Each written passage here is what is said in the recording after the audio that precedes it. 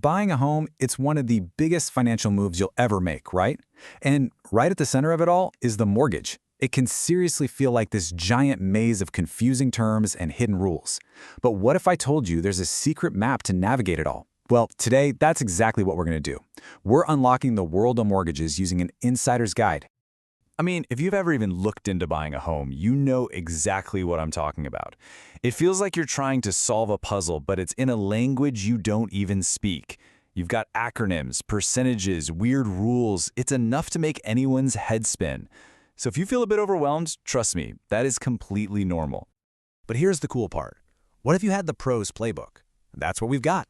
We're going to navigate this maze using key concepts straight from the official study guide for mortgage loan originators, the NMLS exam. This is literally the stuff that professionals have to master to get licensed. We're using their map to find our own clear path. Okay, so every journey starts with that first step. In the mortgage world, that first step is choosing your path. And the study guide breaks this down into 4 main types of loans. So just think of these as different trails, all leading to the same awesome destination, homeownership. So this table lays out those 4 main paths for us. First up, you've got conventional loans. These are the go-to if you have pretty strong credit. You'll see it mentions PMI, that's just private mortgage insurance. It protects the lender, but the great thing is it can be removed later. Then you have FHA loans. These are government insured, which makes them way more flexible on credit scores. And then you've got VA and USDA loans. These are incredible. For veterans or people buying in certain rural areas, they often require zero down payment.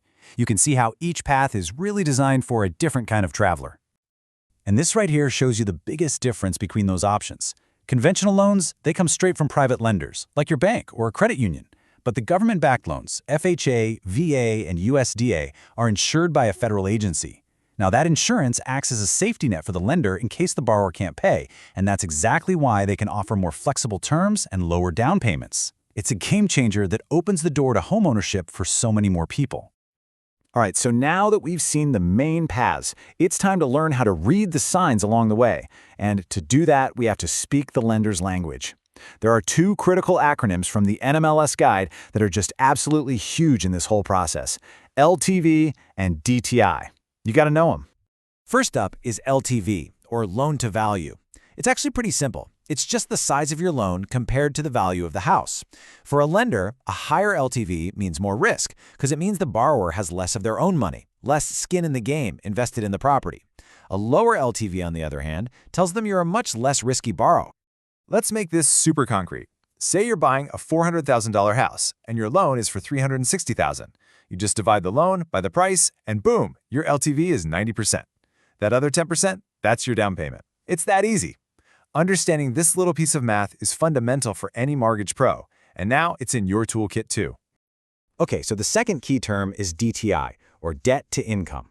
Now, if LTV is all about your stake in the property, DTI is all about your ability to handle the monthly payments. It looks at how much of your monthly income is already spoken for by your other debts. Car payments, student loans, credit cards, that kind of thing. And the calculation is really straightforward. You just add up all your monthly debt payments, and you have to include your estimated new mortgage payment in there, and you divide that total by your gross monthly income. That's your income before taxes. The number you get is your DTI ratio. And check this out. Each of those loan paths we saw earlier has different DTI checkpoints. Looking at the study materials, FHA loans usually have a limit around 43%. USDA loans are a little stricter, around 41%.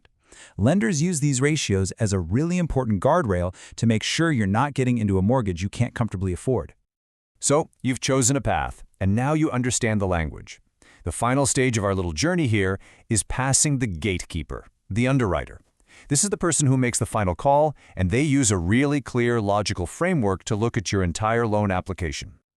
And it all comes down to what they call the 4 C's. First, capacity. Can you actually repay this loan? That's your DTI ratio in action.